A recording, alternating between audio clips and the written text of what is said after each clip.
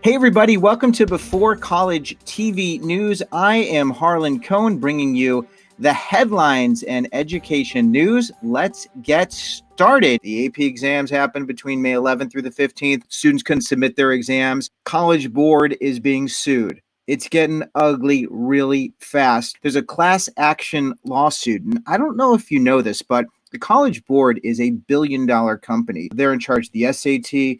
They deal with the AP exams. There's many exams they are in charge of. The lawsuit dated Tuesday says that students' inability to submit answers was the fault of the exam creators, and they're charging College Board with illegal activities, including breach of contract, gross negligence, misrepresentation, a lot of other legal terms. They're looking for $500 million. $500 million. One of the biggest challenges with e-learning is not everybody has access to the technology. And this is just another example of the equity issue and how so many students are challenged. Taking an AP test outside McDee's, the low-income students' predicament. It's a story of someone who was trying to advocate for a student who had no access. The student in question here, her name is Natalie, and she was given a Chromebook by her school, but she had no internet connection. She was given, I believe, 60 days of internet connection from her provider. But the AP exam was happening later than the 60 days of free service. So this person called the College Board to get some advice. The suggestion was that she should try to take the test sitting outside of McDonald's. This is her quote: "I got off the phone in disbelief as I rehearsed what I was going to say to her. Sorry, Nat, I tried, but College Board says your best bet is to bum the free Wi-Fi off the McDonald's on Knickerbocker." Two Southern churches were forced to reclose after leaders and congregants got coronavirus. You might be wondering, why am I sharing this story? Well, I think how houses of worship are handling coronavirus and what's happening within those spaces, because if you think of it, it's kind of like a lecture hall. You know, it's a big gathering where you have all these people together. And these two churches, one in Texas and one in Georgia, they were practicing social distancing. They had people sitting far apart. And in both of these churches, they had members who tested positive for coronavirus. So the only thing they could do was to re-shut them down, which again brings into question what's going to happen in the fall. Well, if you were planning to go to Cambridge University, Cambridge, it's not Cambridge, Cambridge, very fancy. If you were planning to go to Cambridge, that would have been exciting for you. Oh my gosh, you're going to Cambridge. This is like the best thing ever. You get to go to Europe. You get to just enjoy being out there. But now the problem is they're not having any in-person, face-to-face lectures until fall of 2021. But if you are attending school in the States, it's a very different situation. Notre Dame and Marquette are starting fall classes August 10th. And the way they're doing this is, of course, they're going to be doing all the precautions and they're going to be doing the distancing and all the things that they're probably doing in the churches and in other places where there's gatherings.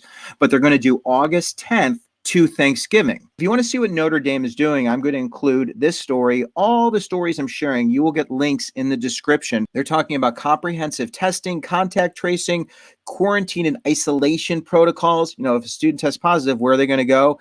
There's also going to be identified facilities to isolate students who test positive and quarantine students who have been in close contact. Purdue University.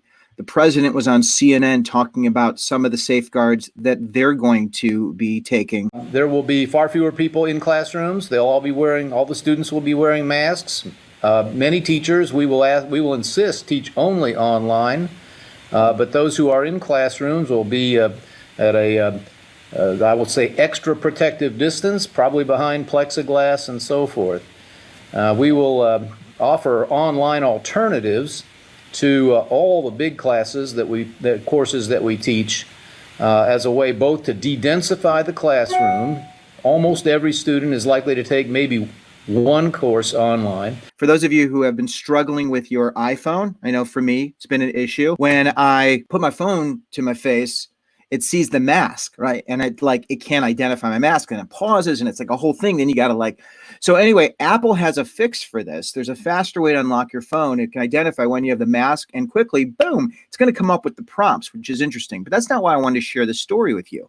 The thing that I found so fascinating about this story is that they are working on software updates to introduce an API which supports apps from public health authorities that are going to notify users if they've come in contact with a person who has COVID-19. It's part of a partnership with Google announced last month. And this is going to help authorities to track coronavirus using Bluetooth technology. How cool is that? But it'll be really interesting to see if there's a way to do that on a college campus to track where that person was and what class they were in and what dining hall they were in. I don't know if you have been to a college dining hall, but I love college dining halls. It is like the best, the buffet. Like some of them are so good and they've got the stations and you can pile up. When I visit campuses, I pile up and I get my one piece of pizza.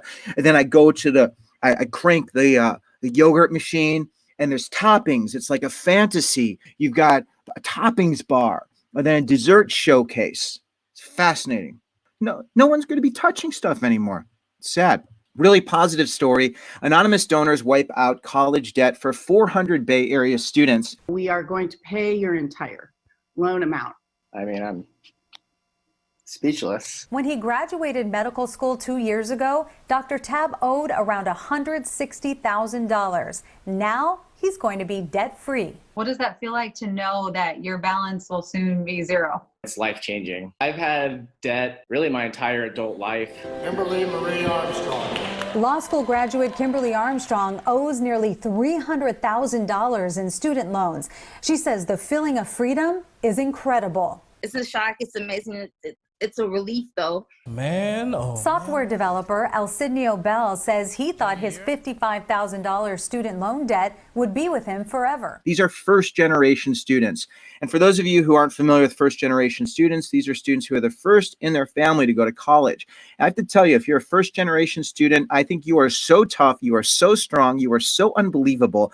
And the thing is, a lot of times they doubt themselves, but they are the strongest, grittiest, toughest individuals because they show up every single day and they take care of what they need to, given unbelievable challenges, and they just do it. Ethan Sawyer's interview is live. Ethan is the college essay guy.